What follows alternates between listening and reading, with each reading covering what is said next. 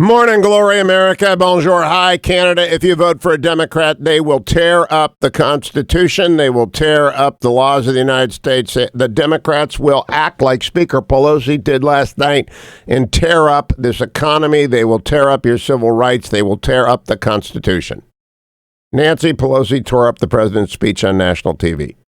What do you think? 1-800-520-1234. I have been working all night long. I've got a cut sheet of 50 cuts, 2 pages. See it? With my honor-bound coffee. Honor-bound coffee is in the way.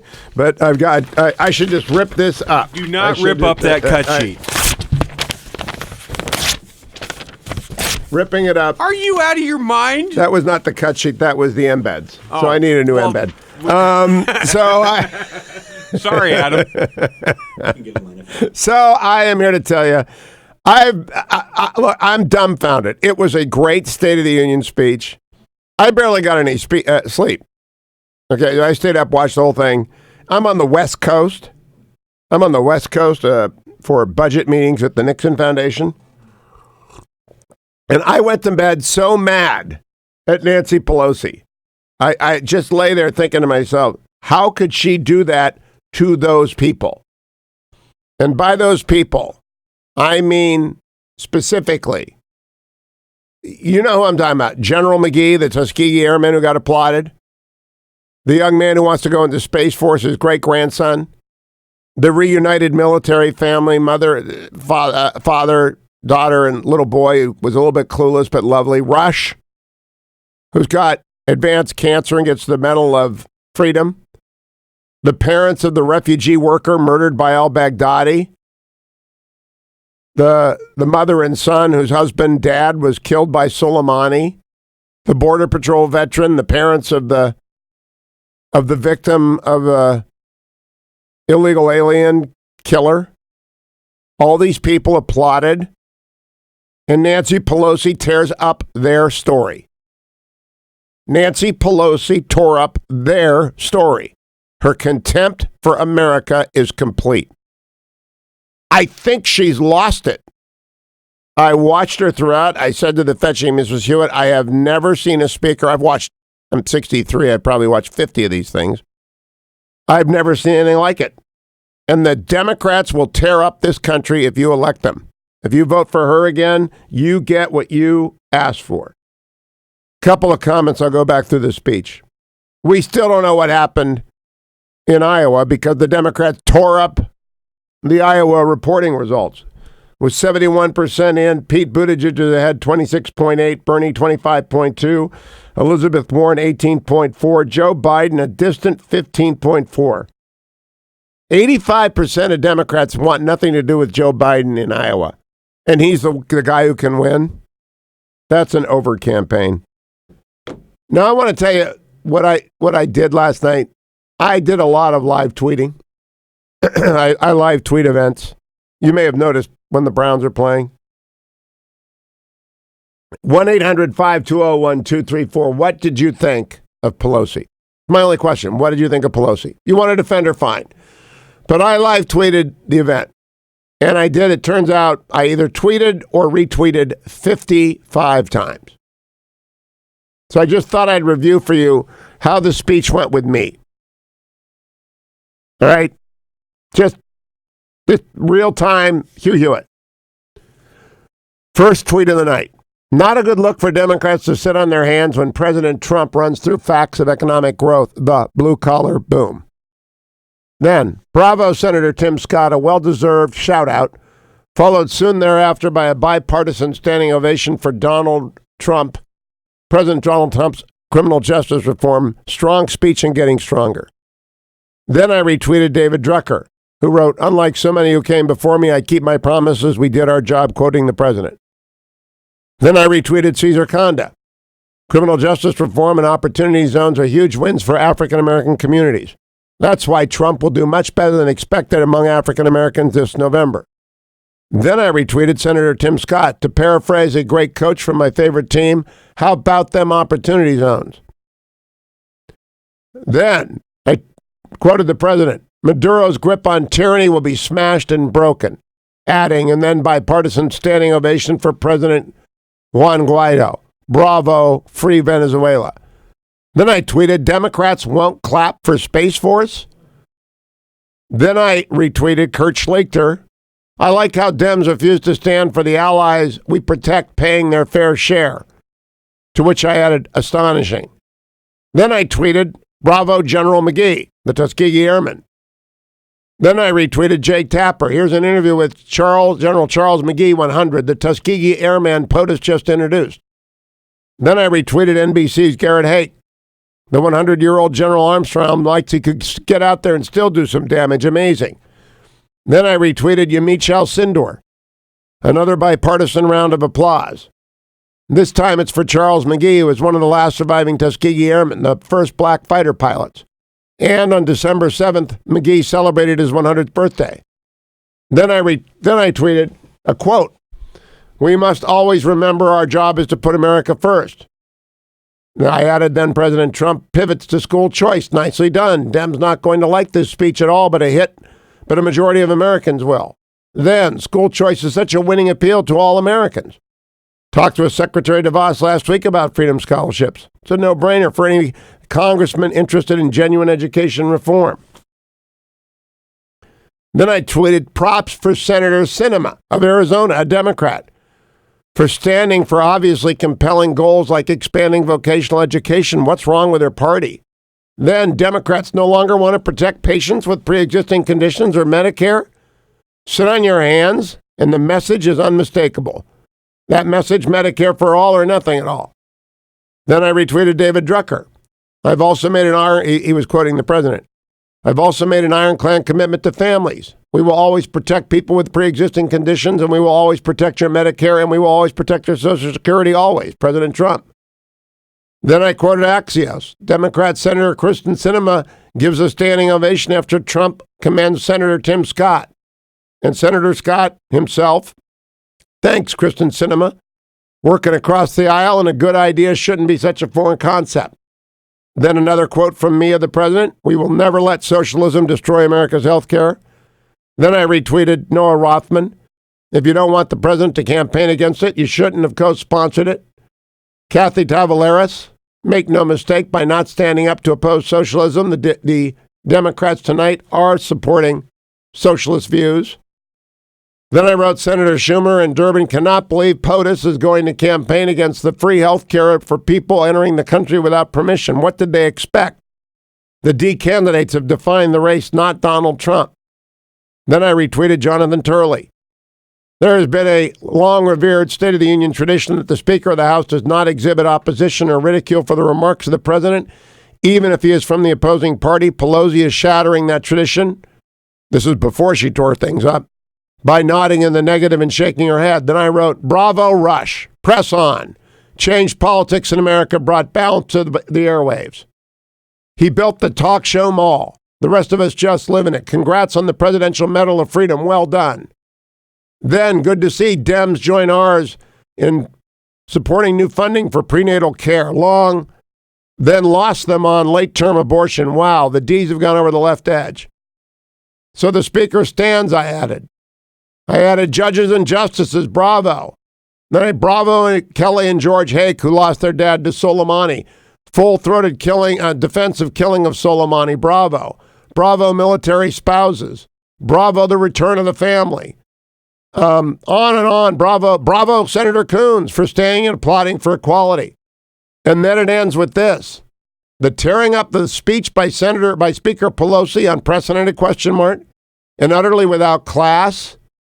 Then I wrote a very strong, sometimes bipartisan, certainly patriotic speech that honors those who defend the country, General McGee, and past and present, and spouses and children who serve, as well as those who made the ultimate sacrifice, marred by a petulant Speaker Pelosi, adding it was an insult to everyone that Donald Trump honored. Pelosi has limitless time to speak her disagreements, but her gestures are understood by everyone on an individual basis.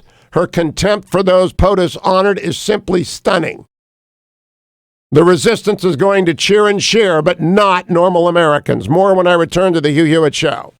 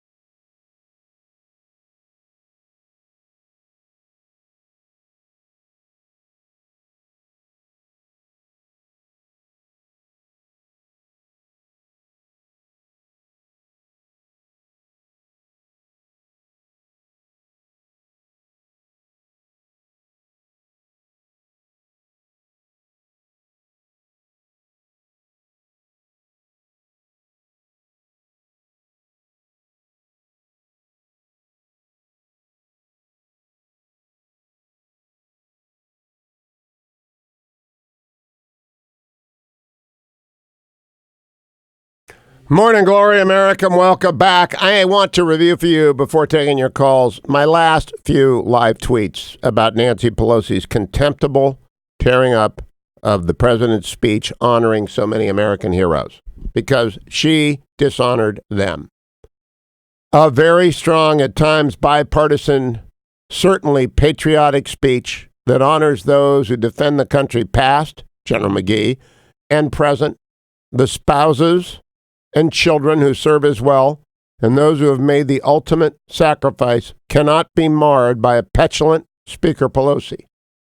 J.P. Twist wrote, "Your party will regret this," to a Democrat saying, "What else is she supposed to do with the garbage?" I added, "It was an insult to everyone Donald Trump honored.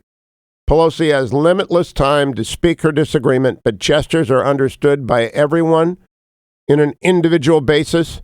Her contempt for those POTUS honored is simply stunning." Mark Thiessen, I retweeted. "Sullen impeachment managers sitting on their hands, protesters shouting, Pelosi tears up speech on national TV. Do Democrats have any idea how small and petty they look?" Marco Rubio wrote, "The speaker embarrassed herself by ripping up her paper copy of the speech in dramatic fashion. So pathetic." I added, 7 hours ago, "The resistance is going to cheer and cheer. Normal Americans, not the 6% addicted to cable news of left and right, will be rightfully shocked and appalled by the behavior of Speaker Pelosi, for which most children would rightfully be admonished by good parents." Unbelievable. Brian Westbury, the happy economist, added, "I can't believe what I saw." Jonathan Turley, the independent legal professor, "Pelosi's act dishonored the institution and destroyed even the pretense of civility and decorum in the House. If this is the Speaker's drop the mic moment, it's a disgrace that should never be celebrated or repeated. In a single act, she obliterated decades of tradition." I added, "Give these radicalized Democrats back either the presidency or the Senate majority, and they'll tear up the country as quickly as Speaker Pelosi tore up a speech that included praise for so many American heroes, institutions, and values. More on the radio show in the AM. Congrats, President Trump." So now to you, Bernie in Georgia. What do you think, Bernie? Hey, actually, it's Ernie. Ernie, go ahead. Hey, can you hear me? I can. You're on the air.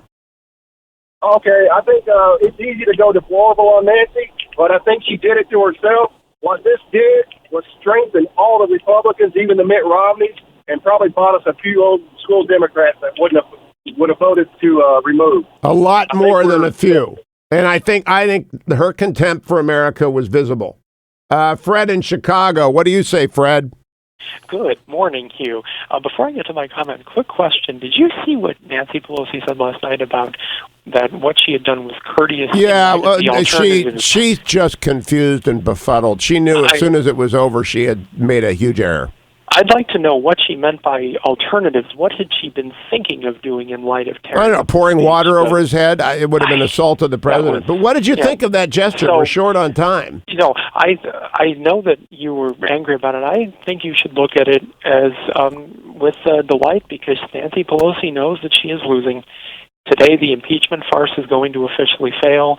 She heard the comments about the judges last night. She can't do anything to stop their confirmations. Well, I know she's frustrated, but honestly, I watched Paul Ryan behind President Obama. I've watched speakers. Never have I seen such a contemptible display of contempt for the people honored in the House.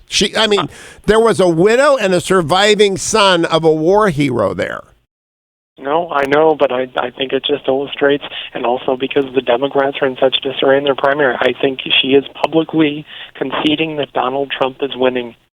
You could be right. Thank you, friend. Let me go to Louisville very quickly. Vince, you have 20 seconds. Go ahead, Vince, quick. Hey, Hugh, how dare you? She praised for this president all the time. Yeah, you betcha. She's saddened by the impeachment, and she praised for the president. Contemptible, contemptible, contemptible action by Nancy Pelosi. I pray for her that she comes out and apologizes today to all the people she insulted. 1-800-520-1234. Come back for more on the Hugh Hewitt Show.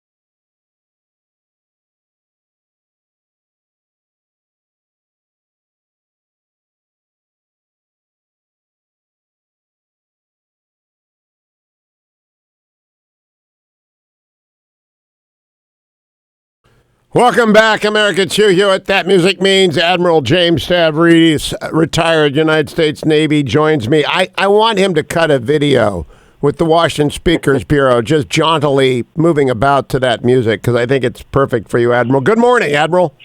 I love it that I have theme music. You do. You have a made theme my song, day. Beyond the Sea. Admiral, just a straight-up, open-ended question. Your assessment of the State of the Union speech. I think any American, whether you are on the left or the right, ought to be concerned about the president's refusal to shake the speaker's hand and the speaker ripping up the speech. I think both of those tell us that the State of the Union, in a word, is divided, and we ought to be concerned about that. But let's focus on the international side, which is kind of what I do, not the domestic politics. I was very happy to see, probably not hugely noticed amidst all the other folks on display there, very happy to see Juan Guaido, the actual president, if you will, of Venezuela there, getting a shout-out from the president. I thought that was good. I thought the president on the international side touted the accomplishments, which are reasonably good. We've got the beginning of a trade deal with China. We've got a significant ongoing fight, but relatively successful one over the Islamic State. North Korea has not let off a nuclear weapon or tested a big ballistic missile.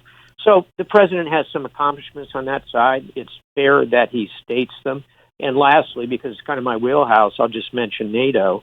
It's a good thing that the allies are paying more. We've still got some distance to go there, but I think there's some effect. So on the international side, he laid out, I think, a reasonable case for accomplishments. The domestic side, I think all Americans ought to be concerned about how divided we are. I want to comment on a few things that were specifically military and elicit response. General McGee being there gave me a chill, as did the mother and son who have lost a husband and dad in Iraq to Soleimani's roadside bomb, as did the reunification of the family. But before that, a heartfelt shout out to military families everywhere. These were high points for me. Yes, completely agree. And the president has been extremely supportive of the military. And it's not only financial. I think it is, in fact, something that touches him. And so I think all of those moments were legitimate, and I was happy to see every one of them. Now I want to switch to coronavirus, Admiral, because I don't want to put you in the position. I don't like to put the military in the position of getting into partisan politics. I am very upset with the speaker, but I'll leave that for other segments. As of this morning, South China Morning Post, good paper, 24,561 official cases. I believe the number is higher. 492 deaths, 911 recoveries. That tells me high morbidity, low mortality, no containment, but some promising antiviral combination treatments. What say you? Roughly the same. And again, let's compare this with 100 years ago to Spanish influenza. Spanish influenza infected 40% of the global population with a 20% mortality rate. The observed mortality rate, what we're getting out of China, looks like it's running around 2%.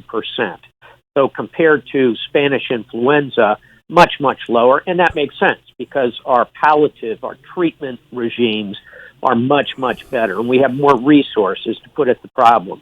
At the same time, Hugh, we have to be very concerned about, first, the veracity of the numbers coming out of China. There have been many studies that believe China is understating it significantly. And secondly, it continues to move. It's continuing to pop in other places. We also saw today the second death outside of China. It's in Hong Kong, nominally part of China, of course. But that shows us this thing is still on the upswing in terms of infections.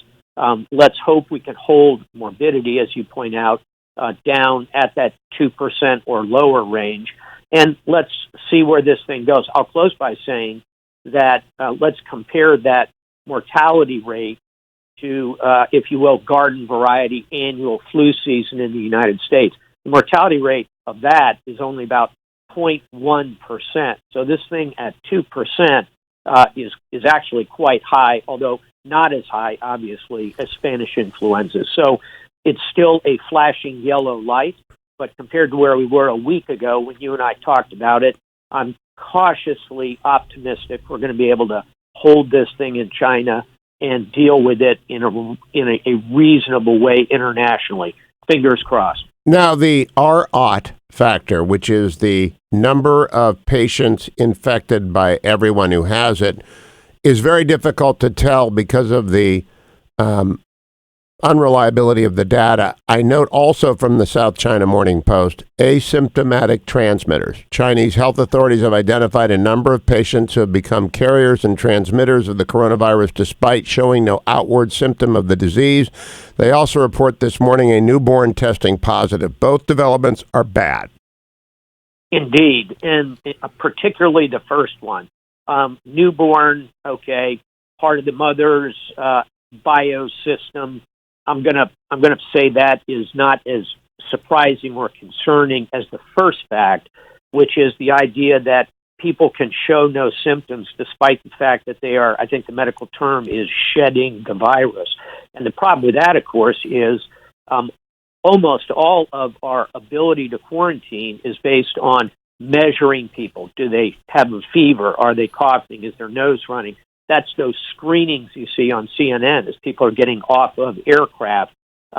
Well, if there are no signs, no visible signs, and you are shedding that virus, that means that line of defense is immediately breached. And that explains, I think, why even though the Chinese, in a very draconian way, appropriately, have locked down 50 million people in the center of the country around Wuhan, but it's still expanding the numbers, and it's because they can't tell who has it or not. It means that to stop this thing, you're going to have to just freeze travel completely. That's why I applaud the airlines who are saying, look, we're just not going to fly in and out of China right now. For 2 weeks, they have to. For 2 weeks. Now, I want to read you, switch again, Admiral, last subject, from Foreign Policy about 20 hours ago. The U.S. Department of Defense plans to propose retiring hundreds of the Air Force's aging fighter jets and bomber aircraft over the next 5 years to shift towards building new capabilities to counter China and Russia. That comes from Lori Siegelman, who's a very good reporter. What do you make? I get retiring old fighters. I don't get retiring strategic bombers if that's in fact what they've got in mind, because those can become missile platforms. That's exactly right. And the B-52 force, which was part of the original triad, back when we had the original triad had the missile silos and the ballistic submarines, and the third leg of that triad were these B-52s. They have made the turn with air-launched cruise missiles, which are highly effective. And so you don't need to have a super sophisticated fifth-generation bomber the way you need a fifth-generation fighter in order to have real effect in the fight. Having said that, certainly on the fighter side, if we're going to compete, and we have to, with opponents like China and Russia, real peer or near-peer competitors, the Air Force is going to have to up its fighter game for that close-in fight. On the strategic bomber side, as you say, there's two speeds here. You need that advanced, stealthy B-2, B-21 bomber, and I do some consulting with Northrop Grumman, so I've had a good look at that advanced plan. Those make sense. On the other hand, those old buses, if you will, like those B-52s, can carry those Tomahawk cruise missiles, for example. Up the game on those cruise missiles, make them more stealthy, keep those old buses, they'll fly 100 years. Now, to close that and put a knot on it, civilians are now hearing the word hypersonic. I only dimly understand what that means, but I'm getting there. Can B-52s elude hypersonics? They would not have to. Hypersonics, at this stage, hypersonics are directed against land targets, or they could be directed against ships. But at the moment, it is improbable that a true hypersonic, which simply means hyper is very fast. Sonic, it refers to how many times the speed of sound does the missile go. Hence, hypersonic is moving at 10 times the speed of sound, as opposed to more conventional missiles are 1 to 2 times the speed of sound. So it's essentially a tenfold increase in speed. Right now, those lumbering air platforms really would not be an appropriate target. So to your point, those buses can still carry hypersonic missiles. That's where I thought you were going. Put those hypersonic, make them air-launched on those lumbering buses. That's a pretty lethal combination going against land targets. Great, as always, Admiral James Stavridis. Thank you. Follow him at Stavridis J on Twitter. Follow him here every week. The audio will be posted, of course. Thank you, Admiral. Time for me to show you my bag of honor-bound coffee. There it is, honor-bound coffee. Just go there. And so you can drink your morning brew. I've now got my honor-bound coffee mug as well. Take a look at that. Every sip of coffee I have supports military and the families of the sort the president honored in the State of the Union last night. Every bag of coffee I get delivered helps the cause. Their first military family service organization is the Semper Fi Fund, which is terrific. I've been supporting them for 15 years on this program. You've heard me do that. They are one of two of the only military service charities in the United States with the highest rankings from all the NavStar, Charity Navigator, all that sort of stuff. Honor-bound Coffee is putting 100% of their profits from the sale of the subscription service coffee into serving those families. You cannot buy a better bag of coffee. It's delicious, whether you like dark or light roast. They even have the decaf option for you people out there like Dwayne. Dwayne's a decaf guy. And, you know, I'm not proud of it, but that's what he is. They got decaf, they got different grinds, but what they've got is the back of military families. Get your coffee from honorboundcoffee.com. Let me also tell you it's time for relieffactor.com. And if you stood and clapped a lot last night, you weren't one of the Democrats sitting on their hands when they, just astonishing Democrats, then you might need some relieffactor.com this morning. 4 pills. My new Honor Bound coffee is a little lukewarm, as per usual. But down goes the Icarian, the curcumin, the resveratrol, and the omega. Down goes the relief that you need every single day if you're going to get out there and move around, have a full day. When I'm on the West Coast, my day starts early and goes late. But I get through it because of relieffactor.com. I get through it because I got lots to do and places to go and people to see and causes to advance and Nancy Pelosi tearing ups to denounce. Relieffactor.com allows me to do all of that. $19.95 gets you started with a 3-week trial pack. Join the tens of thousands of people who take it every morning. I take it in the first hour and remind you in hour 2 and 3 as you're going out the door, go back, turn around, get your relieffactor.com, and then come right back here for more. I got some audio after the break of the highlights of the State of the Union. We still don't know what happened in Iowa. Still do not know what happened in Iowa. That is kind of unbelievable if you think about it. But, on the other hand, not unbelievable. It's Hugh Hewitt. Stay tuned.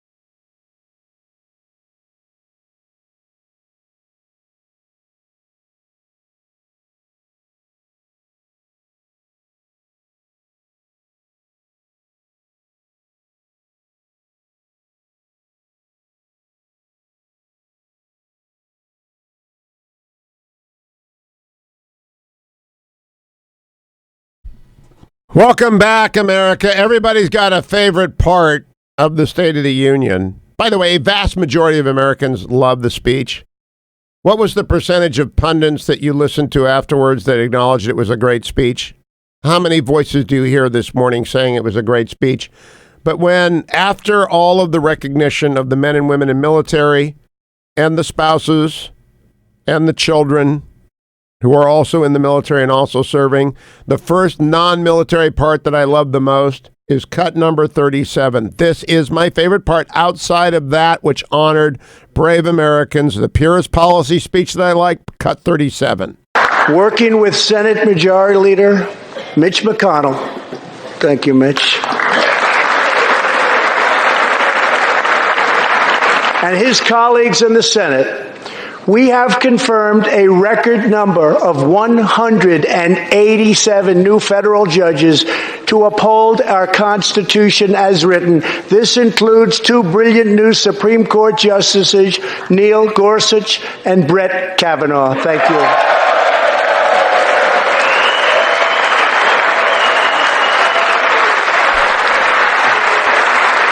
Judges and justices. We also got a preview of the campaign ahead, cut number 38. This is the campaign ahead.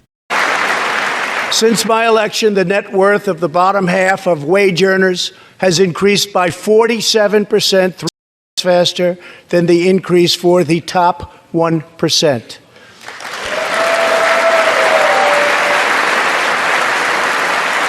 After decades of flat and falling incomes, wages are rising fast, and wonderfully, they are rising fastest for low-income workers who have seen a 16% pay increase since my election.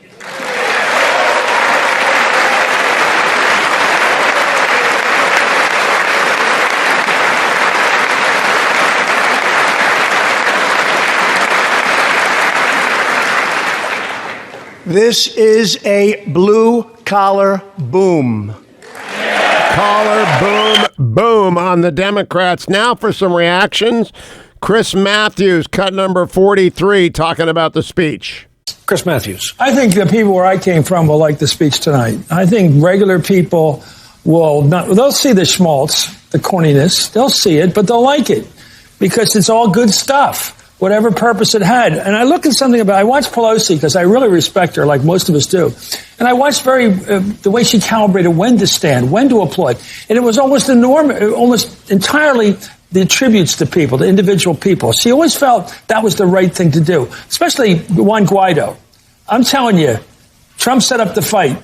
And he laid down the gauntlet tonight about him and Bernie. It's as if he was following Bernie won in popular vote out in Iowa yesterday. And there he is going after Guaido, going after socialism, obviously tying all socialism to the kind we really don't like, the tyrannical socialism of the Latin Americans like Castro.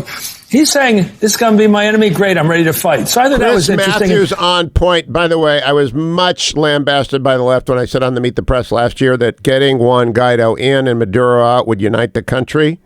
I was right, and that was demonstrated last night. Claire McCaskill, former senator from Missouri, on MSNBC last night, cut number 50, talking about Nancy Pelosi tearing up the speech. And, of course, Nancy Pelosi tearing up the speech.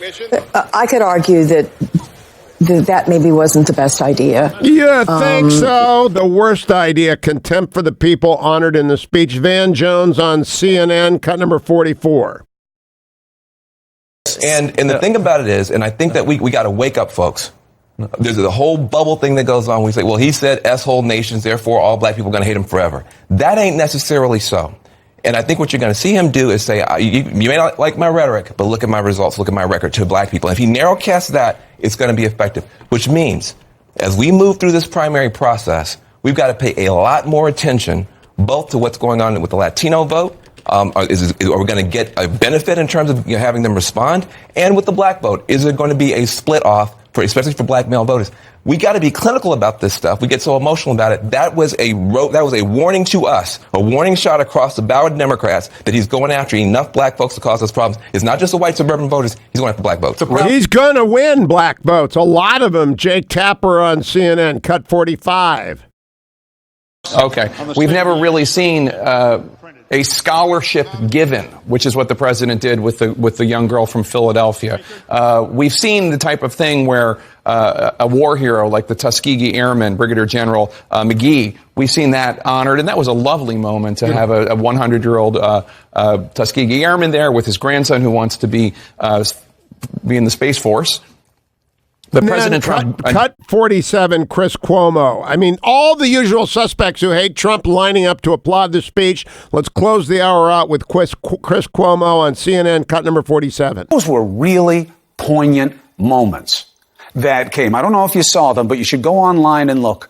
And I'm going to talk to you about it more later on. The president in that speech tonight celebrated what this country is about for one set of moments, our diversity, how we overcome, how we come together. Chris Matthews, Van Jones, Jake Tapper, Chris Cuomo, Claire McCaskill, all agreeing with me it was a great speech. Nancy Pelosi's actions were contemptible. I don't want to attribute that to them. Good speech, great moments. Contemptible action by the speaker, home run by Donald Trump. And oh, by the way, the Democrats still don't know who won Iowa. Yeah, I'm having a good morning. Stay tuned, America. I don't know if the pundits you watch reflect reality, but you get reality because you listen to the Hugh Hewitt Show.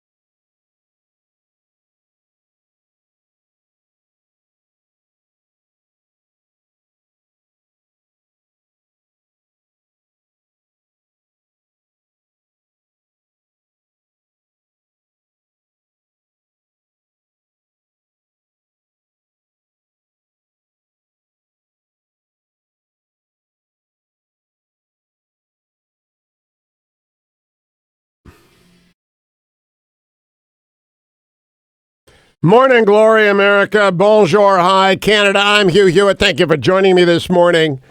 Nancy Pelosi can rip up the speech and dishonor everyone who the president honored, from Tuskegee Airmen to returning military veterans, to military spouses and their families, to the widow and child of his son killed by Soleimani. He can do that, and she's going to get ripped all day. Kevin McCarthy's on Fox and Friends right now ripping her up. You know what you cannot rip up? Notices from the IRS. That's a transition in my business, because it made me think of my buddy Perry Cornyn. Perry runs Axiom Tax Resolution, and you may have been ripping up or avoiding notices from the IRS for a long time. They may have caught up with you now. Don't do that. You can't get away with it like Nancy Pelosi, and she's not going to get away with it, and you can't get away with it. Do not be paralyzed. Do not pretend. Do not tear up the notices. Call Perry at axtaxhelp.com. The people on this show who call up Perry, and his number is 844-8-TAX-PRO. It's toll free. 844-8-TAX-PRO. The people who call Perry Cronin get help. They get out of the hole. First rule of holes, stop digging. Nancy Pelosi should have known about it last night. She kept digging and digging and digging. She was fidgeting around. She did the most unprofessional, childish, petulant Nancy Pelosi I've ever seen. Well, she can walk out and pretend, and she'll get 3% of the country to applaud her, and she'll think it's great. You know, the MSNBC nutters in the audience at MSNBC, at the far fringe of the MSNBC audience, they'll think it's great. But there's no downside for her if she just puts herself in a bubble. There's a huge downside for you if you ignore the IRS. And if you've had a terrible life event, a divorce, a tough business year, a death, whatever happened to you, you got behind on the IRS, you didn't file, they're after you, 844-8-TAX-PRO. Or contact them online. Axiom Tax Resolution is at axtaxhelp.com. All one word, AXTAX help.com. axtaxhelp.com. Want to play for you some Joe Biden in New Hampshire? Look, we don't know who won New Hampshire. We know who lost. Joe Biden lost badly. I don't think he's going to raise any money this week. I think he's out of it by the end of Super Tuesday. I think Republicans are voting for Bernie in droves. They want a choice, not an echo. I voted for Bernie in Virginia. I think Republicans listening to me in Nashua and independents in Keene and Manchester this morning ought to vote for Bernie. I invited Pete Buttigieg to come on, but he won't come on. Looks like Biden's not going to get any delegates at all out of Iowa right now. Elizabeth Warren gets 4, and Buttigieg and Sanders both get 10. I don't know that Bernie's going to finish any better than 4th in New Hampshire. Biden looks terrible for him. But Joy Reid summed up what happened in Iowa. Cut number 14. Joy Reid talking about Iowa on Monday night. This wasn't a good night for a party that needs to do those two jobs. And I'll say another thing that, it's a little, it's not counterintuitive. Iowa can only tell you a certain number of things. But one of the things it can tell you is kind of the general sort of mood of a sort of moderate white American voter. All right, Joy. All I wanted to hear, not good for Democrats. I don't extrapolate the way Joy likes to. I don't. I just tell you we don't know who won Iowa. I know who lost Joe Biden. Here's Joe Biden in New Hampshire yesterday, cut number 15. I really think what's on the ballot this time is character. Character is on the ballot this time. And I don't believe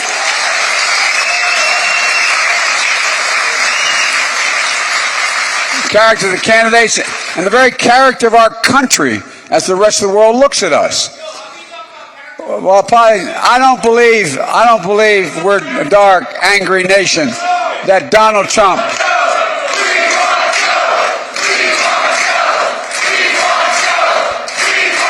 Thank you. So he's getting heckled. He continues. Cut 16. They follow me all over the country. They love me. Folks, look.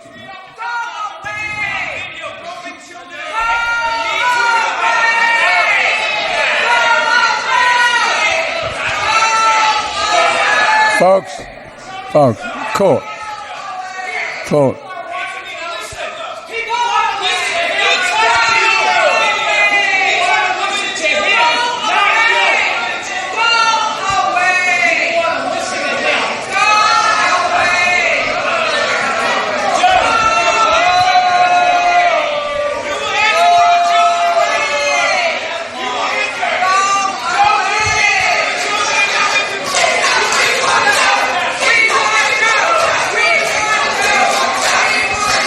Thank you.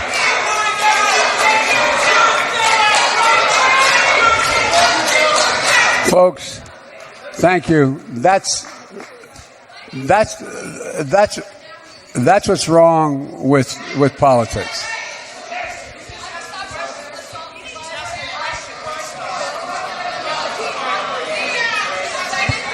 Thank you. Come here. It's okay. Come here. No. And I hope you're okay, kiddo. I hope you're okay. God love you. And thanks for speaking up, okay? Thank you.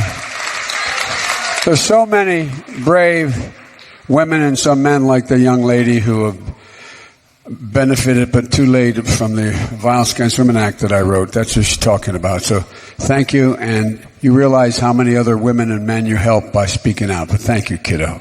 Thank you very much. Look, I don't believe, instead of what we just saw, that we're the angry nation Donald Trump believes we are. And I don't believe, I really, honest to God, don't believe that we're a nation that puts kids in cages and thinks it's okay. I don't think, oh, pal. Come on, pal, give me a break, will you? We need, come on, pal, give me a break on our button list. Joe goes on, and then he's so flustered by two hecklers. He says this about Iowa. Cut 17. Folks, we had a good night last night in Iowa. And I know you think that's silly, but everything we can feel. All right, don't believe me. Believe Chuck Todd. Cut 23. I mean, let's just be honest. He's trying to say they're not, but it is going to feel contaminated to some folks no matter what. But the fact of the matter is, fourth place for Joe Biden's is catastrophic. Yeah, the mantra. I mean, there's no other way to put it. Catastrophic. Chuck is right. David Axelrod on CNN. Cut number 24. Biden has a big problem. Mm-hmm. He has a big problem. His campaign manager some time ago said they would be viable in 95% of the state. Yep. They expected to do much better. And the big problem he has is not only the deficiencies it showed in his appeal, but he is dead broke. And he needs to raise money. Yeah. And it's hard to raise money off of an anemic fourth place finish. So he needs to revive himself in New Hampshire, or this firewall that everybody talks about in South Carolina may just not be there. Yeah, I think that's right. What kind of changes does he make on his campaign staff? They sunk a lot of money into Iowa. They were telling people 2 or 3 weeks ago that they felt like they would come in the top 1 or 2 or so, and that obviously didn't happen. He likes to crow about polls that show him beating Donald Trump, polls that show him obviously viable in South Carolina, winning in South Carolina, doing well among black voters. But I've been talking and texting with some nervous black Democrats in the South. I mean, do you want to have a candidate whose whole rationale is, well, I can do well in these states that are down the line and not do well in states like Iowa? The crazy thing about it is, intellectually, conceptually, he can't win. He can't win South Carolina. He's supposed to win Iowa and New Hampshire in the general. Joe's done. It's done. It's a Bernie Buttigieg race, maybe Bloomberg, the 3 Bs. Let me do a market report brought to you by AndrewandTodd.com. Andrew, Todd Avakian, AndrewandTodd.com. The 10-year Treasury floating around 1.6 today. The big market story of the day, Asian markets overnight were great. Coronavirus still a problem, but the Asian markets are all closed now. Japan was up 1%, even Hong Kong up 0.42%. They're past it. They think they've got antiviral treatments. That's the big story of the day. Huge rally yesterday. Another good day expected on Wall Street. Great day to call AndrewandTodd.com, 888-888-1172, 888-888-1172. Andrew Del Rey, Todd Avakian. Now is the time to get money out of your house. If you got to consolidate debt, if you've got to pay for college, if you want to buy a rental property, you want to help your son or daughter, grandchild get into a house, become a non-occupying co-borrower, do it all with AndrewandTodd.com, 888-888-1172, 888-888-1172. I'll be right back.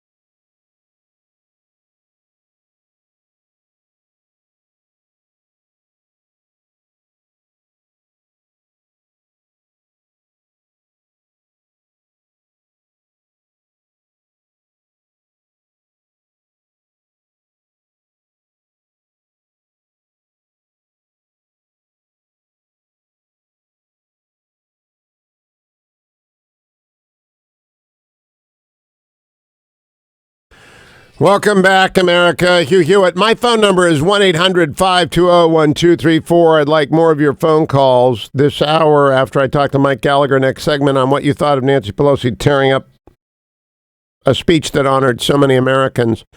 But I want to pause, and because I live in a mall, a talk radio mall that Rush Limbaugh built, I'm on the air because Rush, 30 years ago, 1988, when the Fairness Doctrine sunsetted, took a gamble and said a national talk show host can work. I went on the air the next year on his station in L.A., KFI AM 640. Rush was very nice to me in those days. I've never met Rush, just talked to him. And he's been very kind. Bo has been very, Snowdley has been wonderful. They've always been supportive. And when the president honored Rush, got a little tear in my eye. So for talk show listeners everywhere, I want to replay President Trump awarding the Medal of Freedom to Rush Limbaugh last night, cut number 30. Almost every American family knows the pain when a loved one is diagnosed with a serious illness. Here tonight is a special man, beloved by millions of Americans, who just received a stage 4 advanced cancer diagnosis. This is not good news, but what is good news is that he is the greatest fighter and winner that you will ever meet. Rush Limbaugh, thank you for your decades of tireless devotion to our country.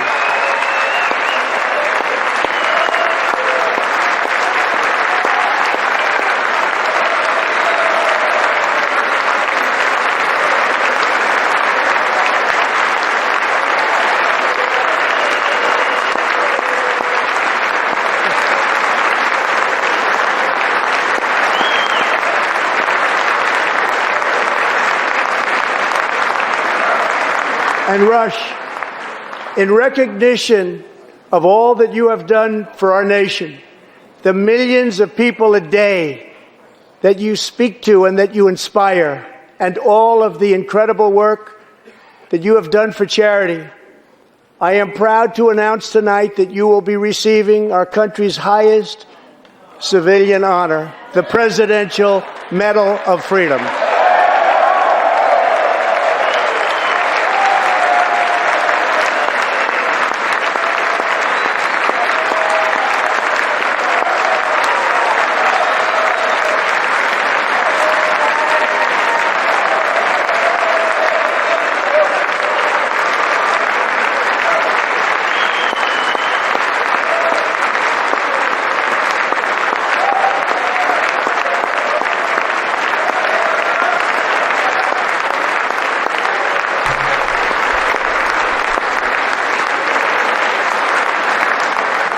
I will now ask the First Lady of the United States to present you with the honor, please.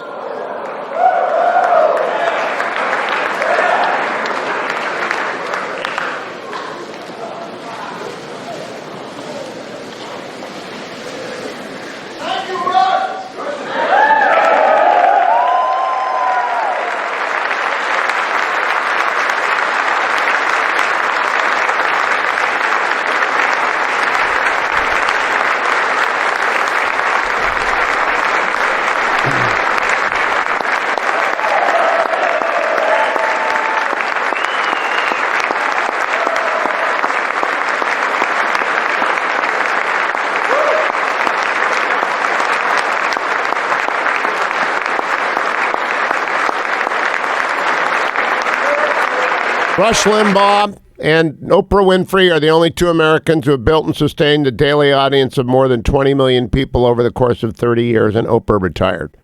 Rush changed America, I think, for the good. And he was honored last night. Russ in Columbus, what did you make of Pelosi? I thought her ripping up of the speech was the Democrat Joe Wilson moment. Well said. Thank you, sir. Cheryl in Chicago, what'd you make of Pelosi? Good morning, Hugh. I think she's lost her way. She's disgraced herself.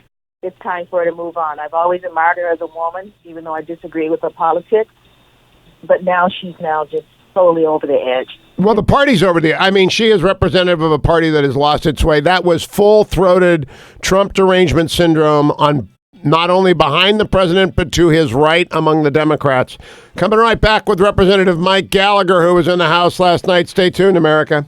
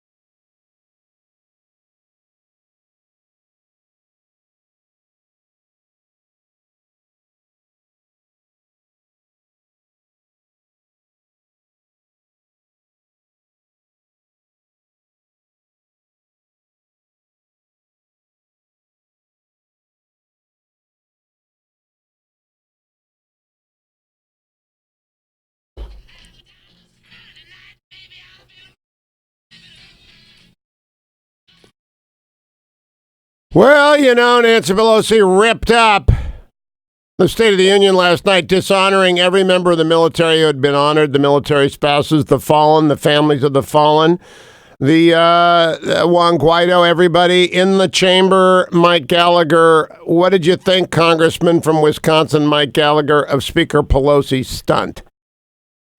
Well, Hugh, I didn't see it in the moment because I was kind of in the back where they stick all the low-ranking people like me. But then it quickly became a meme on social media. And watching the video, I just found it, I did a double take. I just found it reprehensible. I mean, Pelosi doesn't need to agree with everything Trump said in the speech, but the lack of decorum, the pettiness of that signal, particularly when the speech itself, there were so many bipartisan notes. There were so many beautiful moments. There were so many tributes, as you rightly point out, to our men and women in uniform, both those that currently serve and those that have given their lives in defense of this country. I just found it to be very petty, uncalled for. I think she should apologize. And I think she doesn't realize how off-putting little petty jabs that are to places like the Midwest, where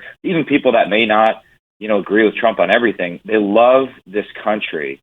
And any sense of insulting the country is really off-putting to a lot of patriotic people in the Midwest. Well, I know that if you've got a son or daughter deployed, your husband or wife is deployed, your father or your mother is deployed, and the president honors military families, and they honor the family of a fallen warrior, and they honor General McGee of the Tuskegee Airmen, and she rips up the speech, she ought to apologize. I mean, it's the defining moment when Nancy Pelosi dies and they write her obituary. Yes, she's the first female speaker, and she's the first speaker ever to rip up a State of the Union. She invited him.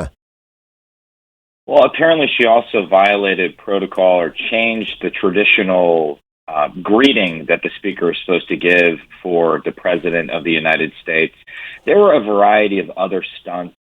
Some of my colleagues walking out during the middle of the speech, and then some of my colleagues like AOC who didn't even show up for the speech.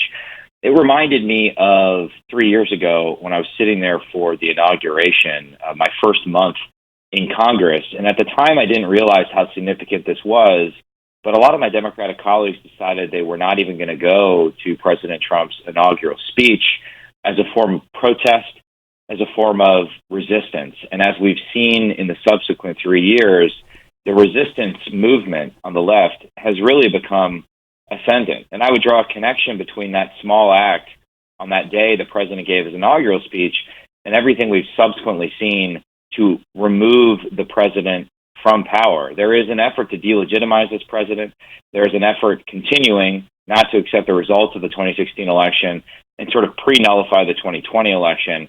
But I don't think that's working well for the Democrats. I do think the resistance Democrats are sucking some of my more moderate colleagues into their vortex, and they're going to lose the middle of the country if they continue down this path. Let's talk about not working well a little bit, Representative Gallagher, because the Iowa caucuses, we still don't know who won. Now, Media Matters listen to the show every day. There's some poor intern named Emo over there who has to listen to my show and post something every day.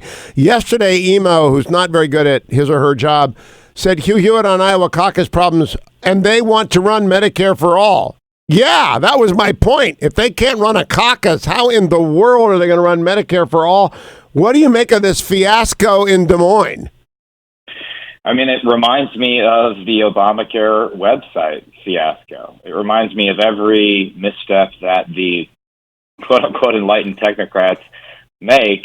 Also, what was broke about the ability to simply just count people in a gym? That strikes me as not something that requires a fancy app that I'm sure Robbie Mook and whoever sold it to the Iowa Democratic Party made a hefty sum upon. So this was a terrible night. You know, they called it Shadow. They call the app Shadow. I wish I had the soundtrack from the old 30s radio show, The Shadow Knows. No, it doesn't. The Shadow didn't know anything. I mean, let's say you had allowed a nefarious Republican to wreak havoc on the Democratic primary in the Iowa caucus. They could not have scripted something No, I think Parscale, he's running he's the consultant. Let me play for you James Carville on MSNBC yesterday talking about, it looks like Pete Buttigieg won, but we don't know. We know that Joe Biden lost. Here's James Carville, cut 51. Well, the other things that worry me, apparently the turnout in Iowa was not what I would expect it, other people would expect it. I know the numbers are still coming in, but people are telling me it's more like 2016, 2018. The polling averages have not been very good the last 10 days. And I've seen some pretty good polls that show enthusiasm among Democrats is not as high as we might like it. So there's something as people are watching this process that is concerning them. I do want to take the chance to congratulate Mayor Pete and his staff. That was a remarkable night that they had in Des Moines. But I think this is not going particularly well so far. And why is Tom Perez still the chairman of the Democratic National Committee? I have no idea. This party needs to wake up and make sure that we talk about things that are relevant to people. We need to go back to 2018, where we had good, diverse, strong candidates that had real connections to the community and talked about real things. We don't need to become the British Labour Party. That's a bad thing. It's not going well over there. So Democrats, and now I want to see these candidates, and Mayor Pete's got something going. Hopefully Senator Warren can become that student at the University of Houston, that single mother that knows that plights that people go through. Who knows? Maybe Mayor Mike can come on. But right now, I got to tell you, I'm not very impressed. I got to add one more, Mike Gallagher, about the British Labour Party. More James Carville, cut 52. But look at the British Labour Party. I mean, we're like talking about people voting from jail cells. All right, we're talking about not having a border. I mean, come on, people. Every day people are out there struggling. We're trying to get votes in northern Wisconsin. You're saying you're concerned that you consider Bernie Sanders for open borders and for incarcerated people voting? Is that what you're saying? He said he's not. He said that we should give people a ticket. All right? I'm saying what he said.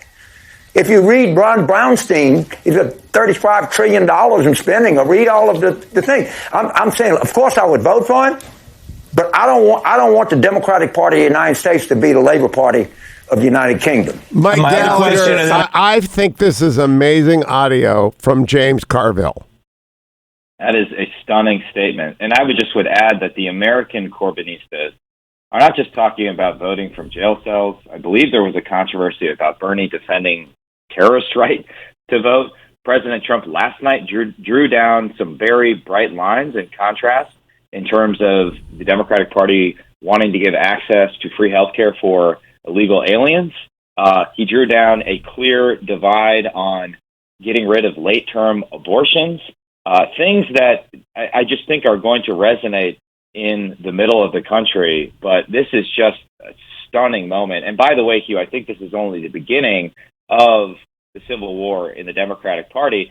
If I were a Buttigieg supporter or a Bernie supporter, I would be angry about all this, because in either case, one of them won, and the real story was that Biden tanked.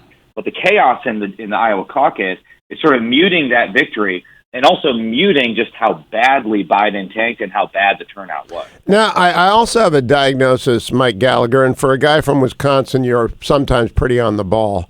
The echo chamber that is cable news. If you watched cable news last night or this morning, 90% of what you hear is not going to be what you hear if you're listening to this radio show, which is, I've got it center right, but it's representative of everybody. And I believe the blue bubble is thick and getting thicker because ratings drive them to the left and further left to try and hold on to their 3% of the viewing population, and that they don't get it. They're not hearing it. They don't know that Speaker Pelosi did the single most damaging thing I've ever seen a politician do. I mean, just look at impeachment as the perfect example that I think proves your hypothesis. I mean, it is the issue. In some ways, it was a media manufactured effort. There was this effort to transform Adam Schiff into, the new Henry Clay, the hero of the Republic. This was all a media manufactured movement. but it did not resonate in places like Wisconsin. Impeachment continues to be losing steam. I think today the president will have another massive victory when I believe there might be a bipartisan vote against impeachment in the House. And it is just impossible if your prism is the Washington, D.C. mainstream media, or if your prism is San Francisco, or if your prism is Manhattan, you are simply out of touch with reality. And there are people that just, again, it goes back to this fundamental birth of the resistance that can't bring themselves to accept the idea that President Trump was legitimately elected in 2016. And I think that's driving a lot of this. Yeah, they hate the blue collar boom. They don't want the blue collar boom. They don't want it. Rising wages. Look, I got to ask you a military question as well. Department of Defense announced they're going to retire hundreds of Air Force aging fighters, jets, and bombers. I talked to Stavridis about this last hour. The Admiral said, no, we need those bombers. You can make them platforms for hypersonics. What are they doing, Mike Gallagher? You got to think short range versus long range. It makes sense that we would question the continued utility of short range tactical aircraft like the F-16 and F-15, particularly in Indo-PACOM because there's long ranges. But for long-range aircraft like our bombers, I don't think it makes sense to retire them, particularly the B-2 stealth bomber.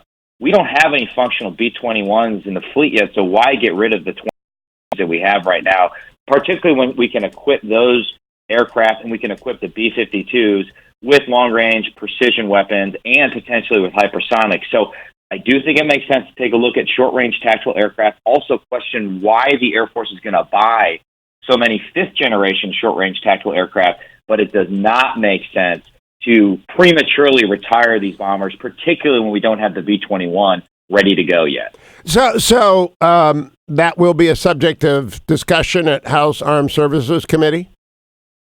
I believe it will. My view of the world is that if you interpret the National Defense Strategy correctly, it is requiring us to have a larger Navy Marine Corps team, particularly a larger number of ships, as well as a more lethal and long-range Air Force. But that is really where we need to place the emphasis. And I really think the Secretary of Defense is going to have to make some hard choices between which services get priority. And if you look at the geography of Indo-PACOM, there is no question this is primarily a maritime great power competition. Mike Gallagher, always a pleasure. Rep Gallagher on Twitter. Thank you, my friend. Time to remind everyone who's getting into their cars, don't forget your relief factor. Turn around, open up the garage door, go back inside, get the relief factor. All right, so don't leave home without it. Tens of thousands, it should be hundreds of thousands of you people do what I do every morning. $19.95 gets you started. You should be drinking honorboundcoffee.com and taking your relieffactor.com with your lukewarm honorboundcoffee.com.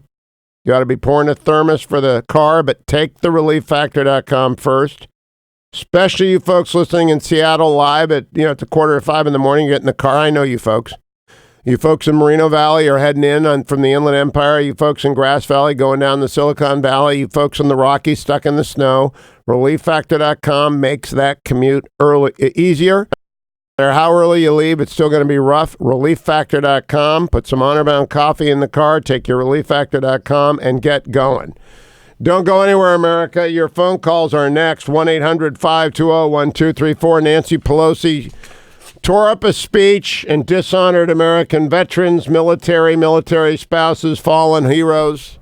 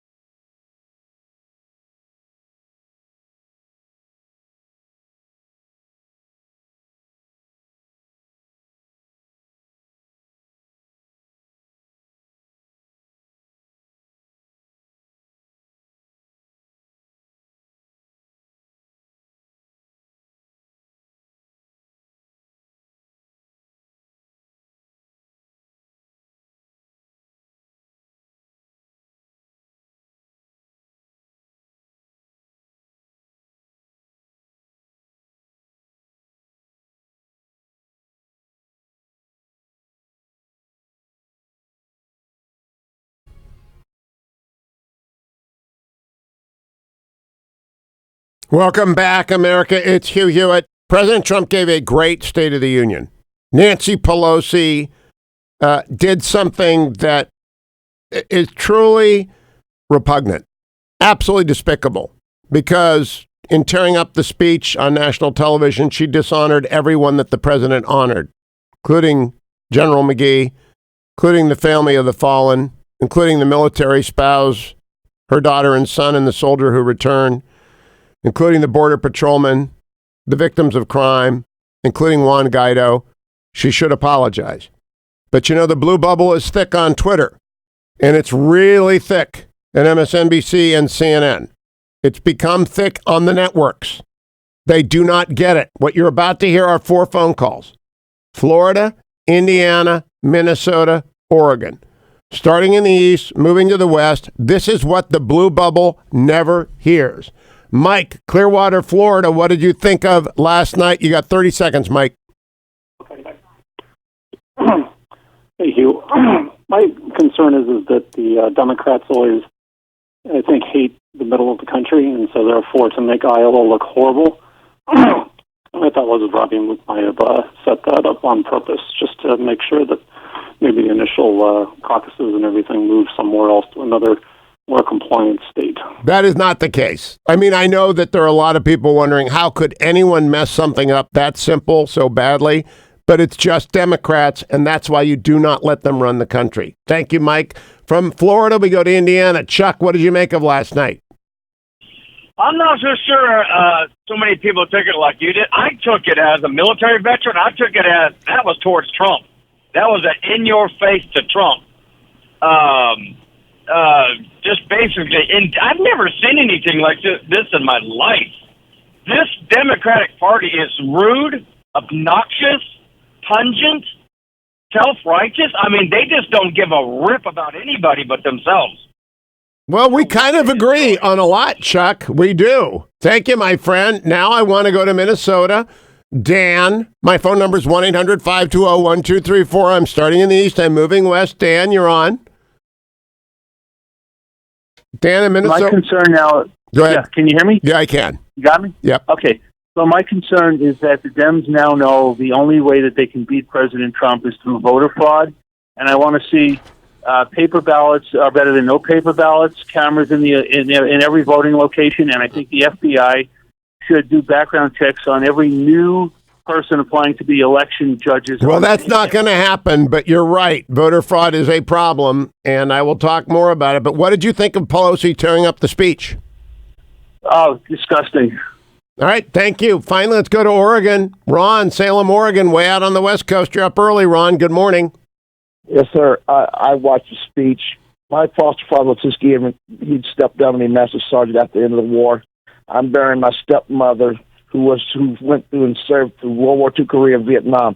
To see General McGee become honorable like that, and various other situations of the speech, the president showed diversity. The president has shown that all races, creed, and colors, just like the song "The House I Live In" by Sinatra says that. But when Pelosi does that, it dishonors my foster mother, who stood by in 60 countries, traveled around, stationed in Vienna, adopted her daughter in Germany in 1953 to give us a republic, and the diversification of Mr. McGee's grandson, who is mixed American. I don't care about color.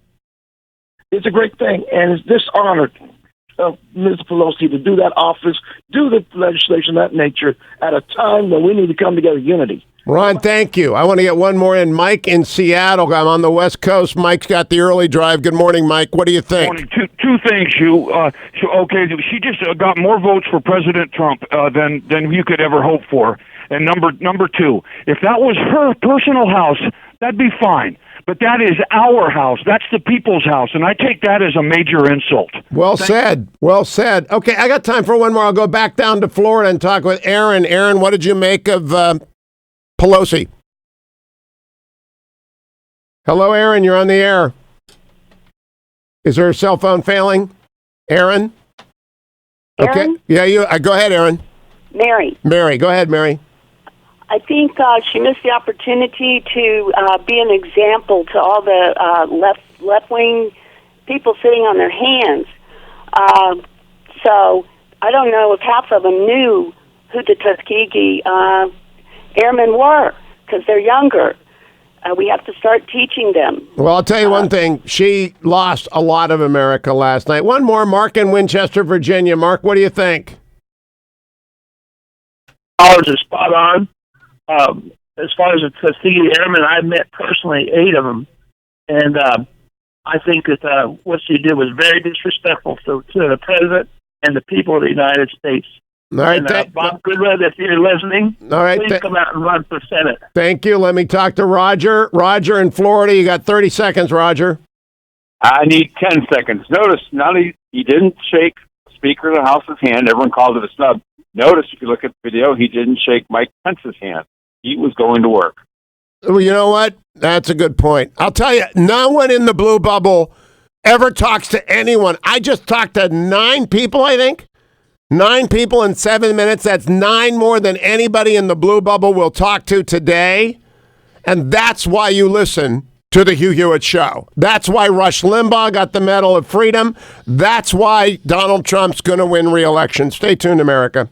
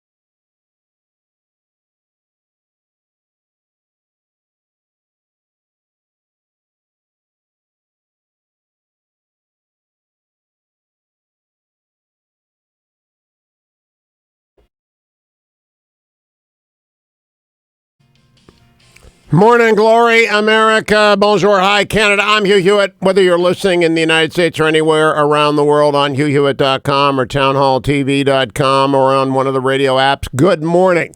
This hour on the radio show, Senator David Perdue, Senator Mike Lee, Senator John Cornyn, as we face a historic vote that will acquit President Trump of a partisan hit job out of the House later in the day.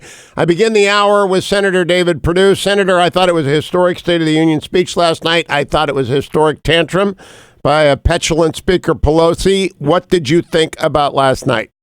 Well, I agree with you. You're a student of history, but I tell you, I think last night was a historic speech. It built on the successes of his first 3 years and laid out a firm plan for a vision for America. The last 5 minutes of that speech, I think, were really historic.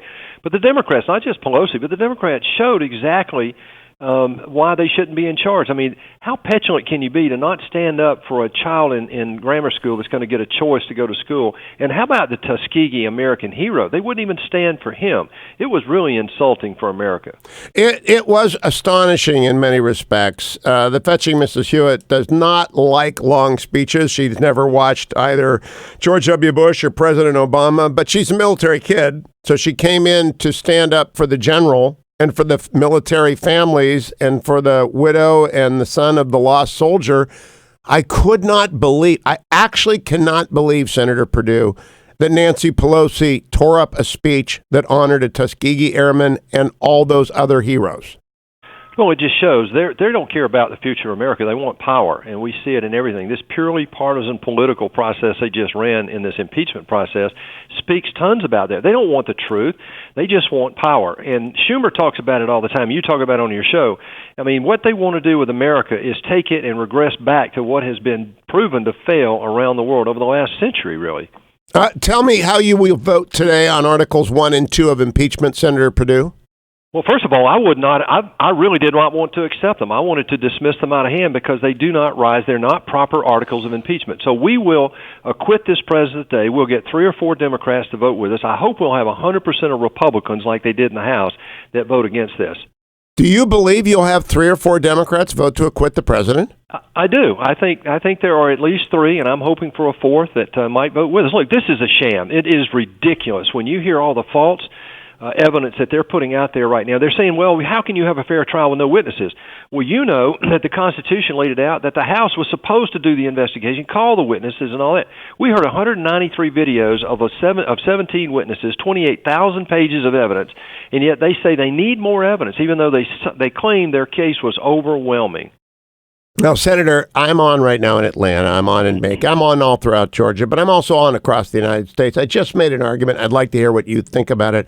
I believe the Democratic Party has gone over the left edge because they're trapped in a blue bubble. Now, I work for NBC. I love NBC. I have friends at MSNBC, but that's part of the blue bubble. CNN is part of the blue bubble. Online Twitter is part of the blue bubble. Politico is part of the blue bubble. The blue bubble is everywhere, and it's got the Democrats trapped. They are not hearing from ordinary, middle-of-the-road Americans. Do you agree with me?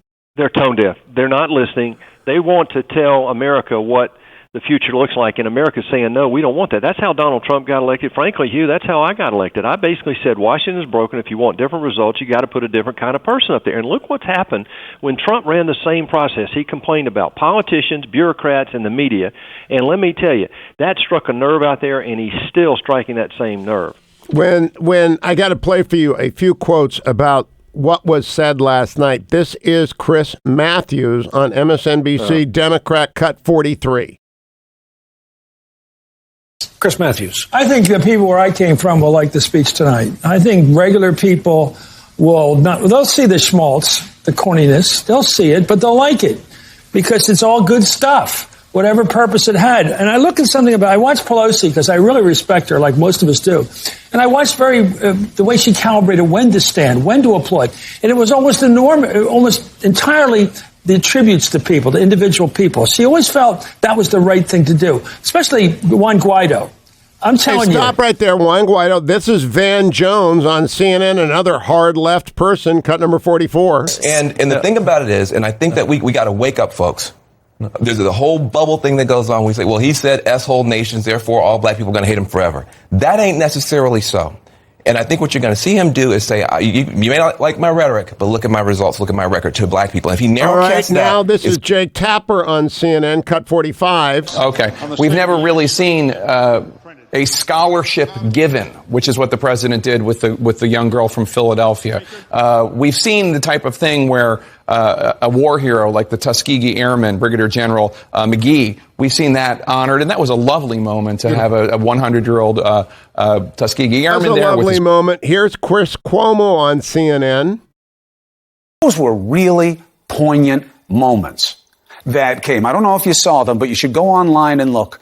And I'm going to talk to you about it more later on. The president in that speech tonight celebrated what this country is about for one set of moments, our diversity. And then finally, Claire McCaskill on your former colleague, Senator Perdue, on MSNBC, cut number 50. And of course, Nancy Pelosi tearing up the speech.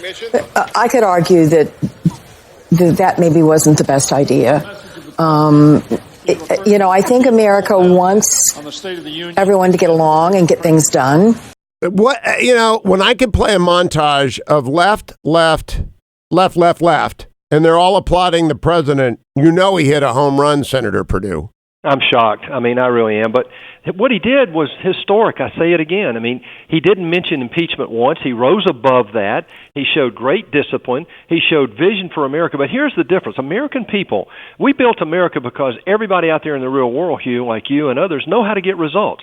The political partisanship here is not focused on results, and President Trump is trying to break through that. That's why I think he's going to do extremely well this fall. Now, Atlanta is a home of some great talk radio. Neil Boritz, with whom I've had many disagreements over the years, but he's a friend. We visited with President Bush in the Oval one time. His phone went off, one of the funniest moments I've ever seen. A withering look from the president at Neil. Sean Hannity had a lot of great years in Atlanta. You know Rush Limbaugh personally. I say he built the mall in which the rest of us live in. I hope you stood and applauded when Rush got that last night. I couldn't see last night, but it was moving. It was emotional. Every family in America that struggles with cancer saluted him. What did you think of that moment?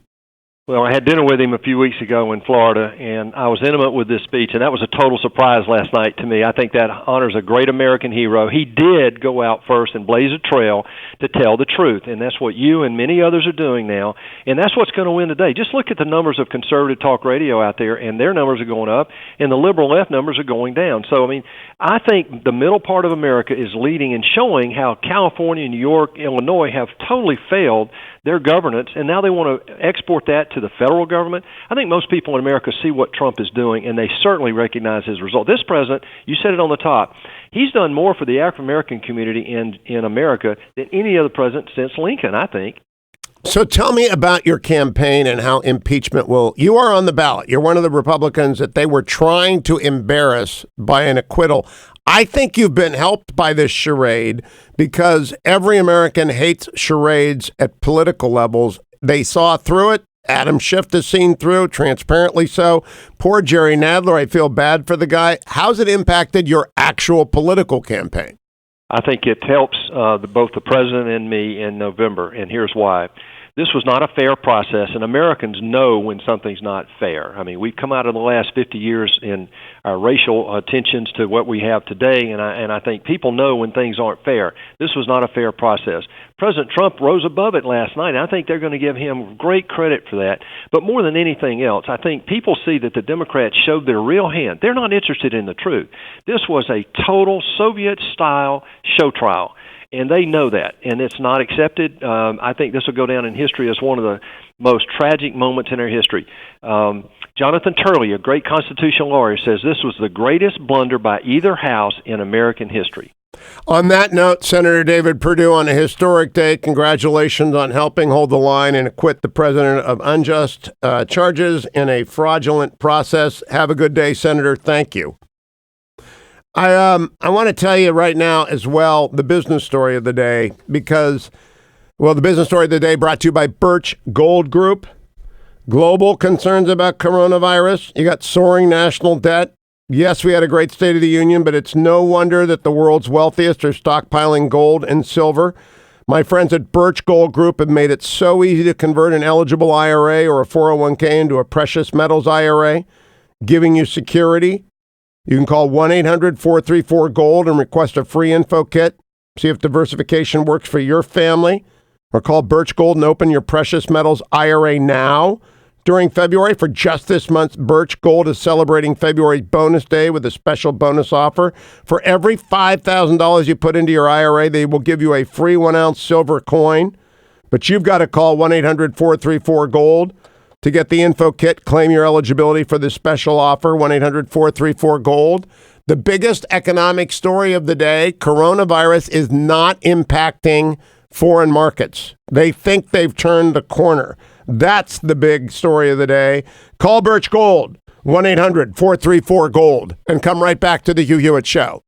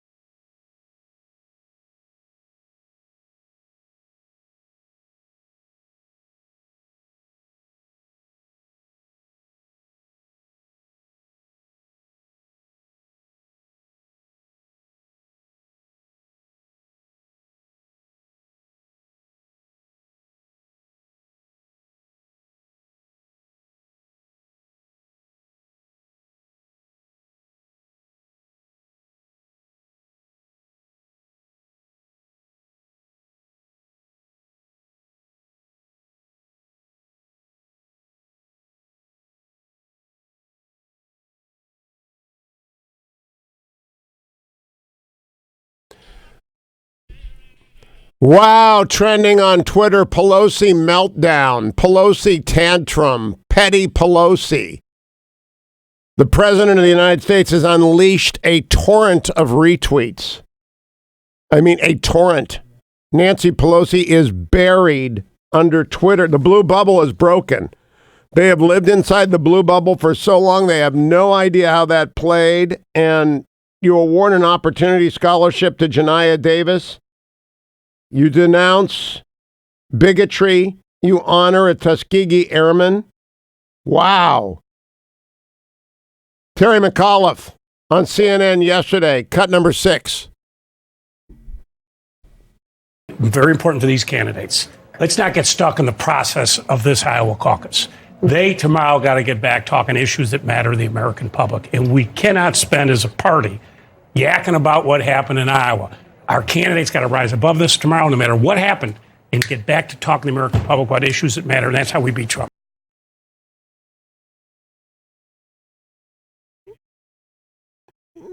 So Terry McAuliffe, he honors me and I will honor him. You're not going to get past this, Terry. It was a disaster for Joe Biden yesterday. Can we go find Chuck Todd, cut number 23, talking about Joe Biden in Iowa yesterday? I mean, let's just be honest. He's trying to say they're not, but it is going to feel contaminated to some folks no matter what. But the fact of the matter is, fourth place for Joe Biden's is catastrophic. Yeah, the mantra. I mean, there's no other way to put it. David Axelrod on CNN, cut number 24. Biden has a big problem. Mm-hmm. He has a big problem. His campaign manager some time ago said they would be viable in 95% of the state. Yep. They expect it to do much better. And the big problem he has is not only the deficiencies it showed in his appeal, but he is dead broke. And he needs to raise money. Yeah. And it's hard to raise money off of an anemic fourth-place finish. So he needs to revive him. It's over. Well, let's go to the last Carville quote we have, cut number 52. But look at the British Labour Party. I mean, we're like talking about people voting from jail cells. All right, we're talking about not having a border. I mean, come on, people. Every day people are out there struggling. We're trying to get votes in northern Wisconsin. You're saying you're concerned that you consider Bernie Sanders for open borders and for incarcerated people voting? Is that what you're saying? He said he's not. He said that we should give people a ticket. All right? I'm saying what he said. If you read Ron Brownstein, he's got $35 trillion in spending. Or read all of the thing. I'm saying, of course, I would vote for him. But I don't want the Democratic Party of the United States to be the Labour Party of the United Kingdom. Now, I already voted for Bernie, and I think everyone listening in New Hampshire, Manchester, Keene, Nashua, vote for Bernie. Let's have a choice, not an echo. Let's put this on the table. You saw the Democratic Party last night sit on their hands for the blue-collar boom. You saw them boo the president when he wanted pre-existing conditions protected. They want Medicare for all. They want socialism. So let's put the real socialist on the ballot. If you can vote in a Democratic primary, it's legal. Do so. That's your right as an American to vote whichever primary you want to. And I voted for Bernie because I want a choice, not an echo. Biggest economic story of the day brought to you by AndrewandTodd.com. Andrew Del Rey, Todd Avakian, Sierra Pacific Mortgage. They lend money. 888-1172. 888-1172. I have been telling you for a week that interest rates are down so low. Now is the time to refinance your house, consolidate debt, buy a second house, help your son or daughter, grandson or granddaughter become a homeowner, a condo owner, a townhouse owner. Do that by becoming a non-occupying co-borrower. Andrew Del Rey and Todd Avakian can explain that too, just like reverse mortgages or veterans loans, 100% down. But you got to call them first, 888-1172, or go to andrewandtodd.com, answer a couple of questions. Big overnight story. Asian markets have steadied and recovered. Hong Kong's closed now. It was up 0.33%. Yesterday, the Dow was up 407 points, the NASDAQ 194, the S&P up 48. I am not a prophet. I don't know where the market will end at 4 o'clock today. But I think that State of the Union speech and the blue-collar bloom is real. And I think America got juice out of that. We'll see if it carries over to the market. AndrewandTodd.com while interest rates are low. Coming back with Senator Mike Lee. Stay tuned, America.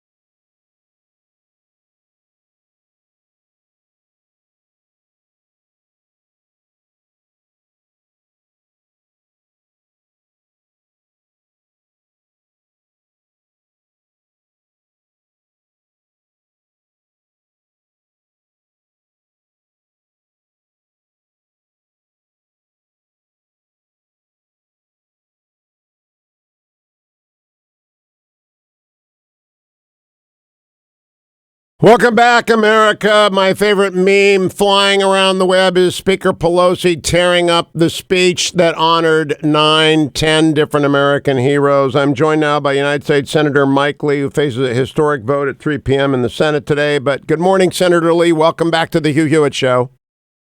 Thank you, Hugh. Good to be with you. I always have to disclose, I've only held one fundraiser for a senator ever in my life before I joined NBC, and I could do so. It was for Mike Lee. Having disclosed that, Senator, tell me what you thought first of the speech, then of the speaker tearing up the speech. The speech was fantastic. It was one of the very best speeches I've ever heard any president give, including this one. I mean, this was just a phenomenal speech. It spoke to everyone. I understand that there are things in there that a liberal wouldn't like, but there were a lot of things in there that should have made people just proud to be part of this country, proud to be an American citizen. And so the sitting Speaker of the House rip it up at the end of it. It's just really lowbrow. It's disappointing. Look, it's no secret that Nancy Pelosi and I don't share a lot in common politically, or that she and the president don't share a lot in common politically. But there's no cause for that. That's an indication that she doesn't respect the office that he holds, or that she herself holds, frankly. And I think the American people really deserve more than that. I had a caller this morning, Senator Lee, who said it's the people's house. It's not Nancy Pelosi's house. It's not Donald Trump's house. It's the people's house, and decorum is expected. It is. And, I'd like to think that many of her voters, many of her own supporters, her own donor base, and her own members would be disappointed by what she did, even if they agree with her on every single political point. They should not want a speaker who will act in such a petulant manner as to disrespect what just happened there. Now, I know in Utah you've got a lot of military spouses because you got a lot of bases, and you've got a lot of people who are deployed, and you've got a lot of people who haven't come home. And I just am astonished that in a speech that honored a Tuskegee airman, a fallen soldier killed by Soleimani, his widow and child, a reunited military family after 4 tours, I'm just astonished that your colleagues across the aisle cannot lay down their blue bubble politics for an hour and a half. Juan Guaido in the audience, who is fighting for the lives of all those people in Venezuela. What has happened to the Democrats? Well, I think I hope that she doesn't speak for all of them, and I hope that you'll see Democrats coming out today saying they don't support what she did or how she acted. If they don't, I do think they'll pay a big price for it in November, and I think they really should, because I don't think most of the American people have that vision, even of the Democratic Party.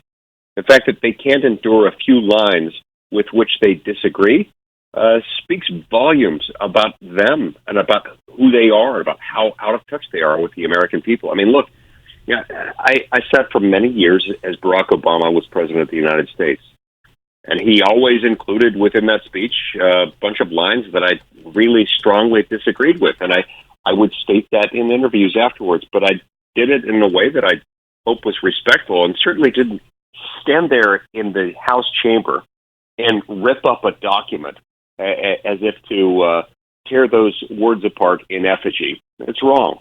Now, Senator, I'm on in Salt Lake right now. I'm on in Utah right now. We're talking to people via talk radio. It's a mall, I like to say, that was built by Rush Limbaugh. I'm just the Nordstrom store in it. All of the other hosts in America are just living in the mall that Rush Limbaugh built. I don't expect people who disagree with his politics to do applause for him, but I do expect them to encourage a cancer survivor and encourage him in his quest. I also think Republicans are just applauding that he broke the blue bubble and broke the monopoly on free speech. What did you think of that moment last night? I thought it was terrific. I've been an admirer of Rush Limbaugh for about 30 years, and it was great to see him there last night. It was great to see him honored. As much as anything, Hugh, it was a privilege to be able to see his face when the president made that announcement. He was as shocked as anyone when he learned that he was the recipient of the award. He thought he had received his shout-out and couldn't believe it when he received the award at that moment. It was pretty remarkable to watch at home, and I do believe talk radio provides a service that does not get a lot of attention inside of the blue bubble. I talked to people today from east to west. They call in with their reactions. The blue bubble just has put people inside of this echo chamber. And I wonder, Senator Lee, before we turn to impeachment, if that isn't the reason why impeachment happened, because of the blue bubble. Oh, there's no question exactly why it happened. And the blue bubble has become so intense and so exclusive of all other thoughts that might enter their mind, that they couldn't get out of it. And it built up this pressure that Nancy Pelosi herself knew was wrong. She knew that it was wrong to go after a president with impeachment articles without broad-based bipartisan support. And she did it anyway because the force became overwhelming. How will you vote today on the 2 articles of impeachment? I'm going to vote no, and I would vote heck no. In other words, I'll be voting to protect the president's innocence. Look, he didn't do anything wrong here. This was a phone call that involved an encouragement of Ukraine to investigate a corrupt Ukrainian energy company, Burisma, that the Obama administration itself had asked the Ukrainian government to investigate for years. Not only is that not impeachable, it's not wrong. That's what I say. There not only was there no impeachable offense, there's no offense in the phone call. Now, do you expect every Republican to vote to acquit? I do. I'll actually be shocked if we lose a single Republican on that question. Do you expect any Democrats to join in the vote to acquit? I won't be surprised if we pick up a couple. There's widespread speculation about Joe Manchin, about Kyrsten Sinema, and about Doug Jones. I suspect that 2 out of those 3 could join us. I don't think Doug Jones will. The other 2 might. Now, talk to me a little bit. You're a very fine constitutional lawyer. About the presentation, just as a working litigator and someone who's made a lot of arguments, who impressed you in the well of the Senate this past week? The president's legal team, led by Pat Cipollone, did a fantastic job. Some of my favorite individual arguments came from him and from Pat Philbin. Some of them came from Ken Starr, and I really enjoyed the Alan Dershowitz arguments. I frequently disagree with Alan on a lot of issues, but I thought Alan's presentations were good. I'm not sure that he's right that there has to be a crime alleged in an obstruction of justice charge, but he sure made me think about it. And I don't think we have to reach the question in this case, but his presentations were fantastic. Let me ask you the real $64,000 question. If you were being pursued by a crazed political charge and a prosecutor out of control, which one of the lawyers would you hire? Which one of the president's lawyers? Yes. That's an interesting question. I think I'd be comfortable with any of the names I mentioned just representing me. Which one I hired might depend on the venue, the forum for resolving it. But I can see myself being very comfortable represented by Pat Cipollone or by Pat Philbin. I'd hire Pat Philbin. I would hire Pat Philbin. I just watched him and I said, this is how you win an argument. I mean, they were all very good. They all made their points. Dersh is Dersh. I don't agree with a couple of his arguments, or at least how they've been presented. He said he's been unfairly caricatured, and by that point, I turned it off by the time Dershowitz spoke. But Pat Philbin was just, what a litigator. You've heard, you clerk for Sam Alito. You've heard some of the best litigators in America. That was a tour de force on how to make an argument. He is a lawyer's lawyer. And he did it with enough emotion and passion that you felt it. But he also proceeded with the sort of objectivity that you hope and expect from an officer of the court. And I found it very persuasive.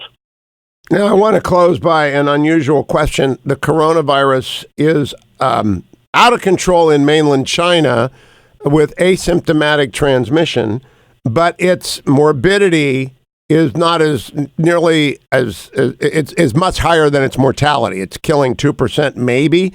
Do you trust the statistics we're getting from the People's Republic of China on this? Well, no, because communist regimes in general, and China in particular, don't exactly have the best track record of, telling the truth for the sake of the truth. I also doubt their ability, their physical capacity to administer testing protocols faithfully and completely enough with something that's spreading this quickly to be able to get us accurate data. So it may be that they don't want to tell us the truth. It may be that they physically lack the capacity to track it with enough faithfulness. I've got to assume that whatever the true numbers are, they will be several multiples of what they're giving us. Senator Mike Lee, thank you for joining us to review the State of the Union and on this historic day when you will be voting to acquit Donald Trump. And I appreciate your time. Thank you very much, Senator. Thank you, Hugh. Time to tell you about Honor Bound Coffee, which I hold in my hand if you're watching on Univision, if you're watching on Town Hall TV. Hear that? That's a full bag. Dwayne will probably... we got to worry about Eskimo Pie Eyes. She might come in and get my Honor Bound Coffee. She took my Chuck Box book. She actually might. She might. She likes coffee, doesn't she? She loves coffee. Yeah, okay. Don't let her into the studio. She's got sticky fingers. This is my coffee. My Honor Bound coffee. If you drink coffee, this is great coffee, and every dollar of profit. Besmirching my wife? I didn't. I just said she's got sticky fingers. It's a fact. It's an observation. And everybody loves Honor Bound coffee. You need to go and subscribe. Never buy coffee again in a store.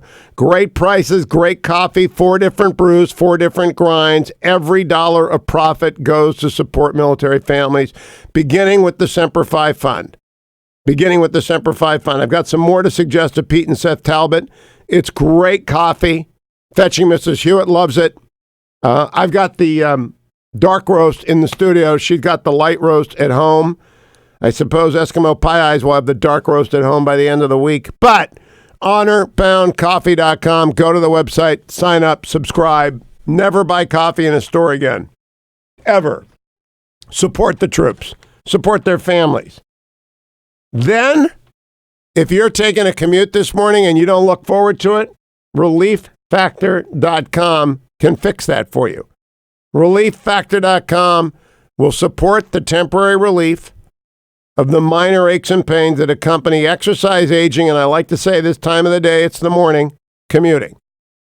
And maybe you're listening to me tape delay late at night. Okay, sorry. But if you're up late at night because you hurt, relieffactor.com, you wait until the middle of the night to listen to me the next day. That's fine. I love you. I'm glad you're listening on TuneIn, wherever you're listening. Go get relieffactor.com. If you're awake because of pain, give it a try. $19.95 gets you started. So do things. Go get Honor Bound coffee sent to your house. Go get relieffactor.com sent to your house, and you'll thank me. Senator John Cornyn, former member of the Texas Supreme Court, former whip of the Republicans in the Senate, great constitutional scholar, joins me on non-impeachment day. Stay tuned.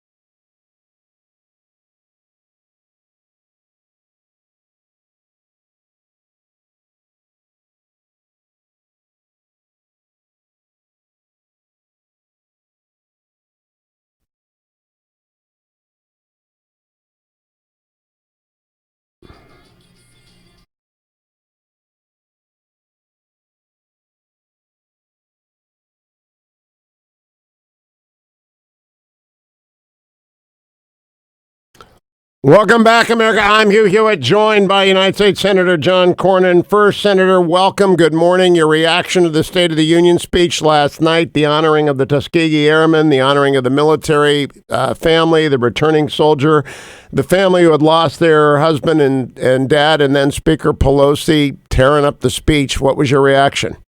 Well, I thought the speech was Reagan-esque. I thought the tone and the uplifting nature of it and the positive reinforcement of everything that's been going on in the country economically and from the standpoint of delivering results to the American people, something that I know President Trump feels very strongly about. He feels like he's kept faith with his promises that he's made. And the contrast could not have been more stark between the president's tone and all the great uplifting stories that we heard last night, and Nancy Pelosi just looking like she'd been sucking on a lemon, and then tearing up the speech at the end. It was really disgraceful. Now, I must say, my callers this morning made a great point. They don't live in the blue bubble of television studios, the Beltway, L.A., etc. It's the people's house, one of them said. The decorum is expected of the speaker. And they felt insulted. I think this is a broad bipartisan reaction. Do you think she will apologize?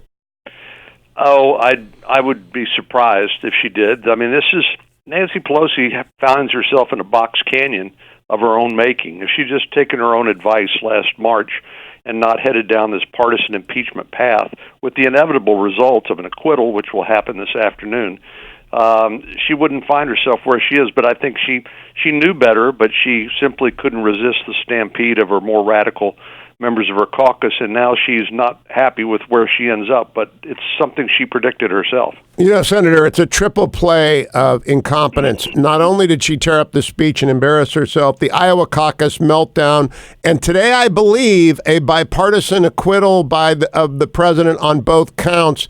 Do you expect every Republican to vote to acquit the president on both counts? I do, and I think there's a good chance, as you point out, that there'll be one or more Democrats who will join us. Just as the impeachment articles themselves are purely partisan with bipartisan opposition, I think you'll see bipartisan opposition to the conviction of the president. The case that was presented by the impeachment managers was simply half-baked. They didn't do their job. If in the private world, Hugh, in the private sector, if lawyers had presented a case the way the impeachment managers did, they'd be sued for medical or legal malpractice.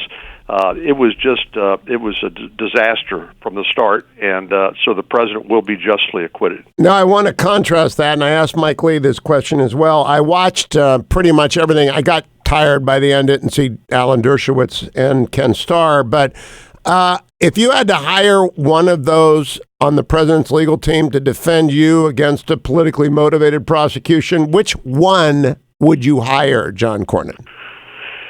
Well, I remember talking to former Attorney General Mukasey. He said, if they ever come for me, I want Pat Cipollone on my side.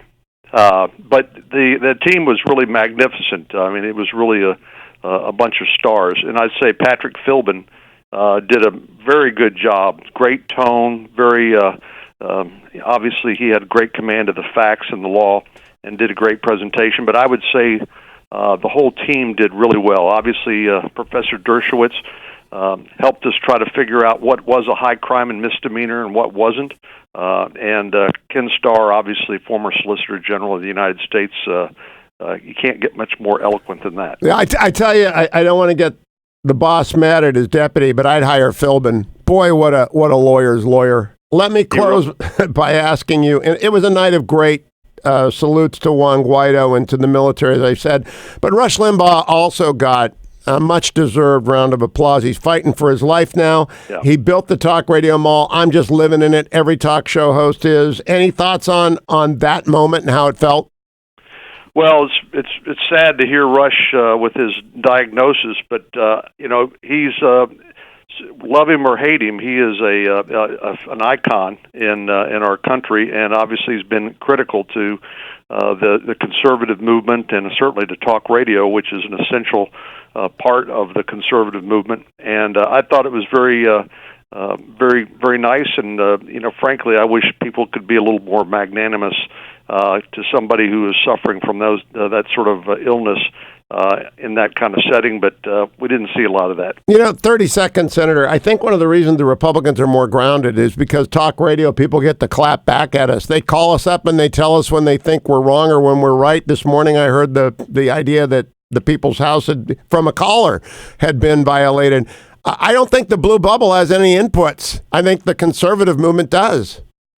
Well, I think you're exactly right. All of my Democratic colleagues, it seems like they just get reinforced by their Morning Joe, dose of Morning Joe and the MSNBC, and they don't really encounter the real people that we do on talk radio and when we go back home and talk to our constituents.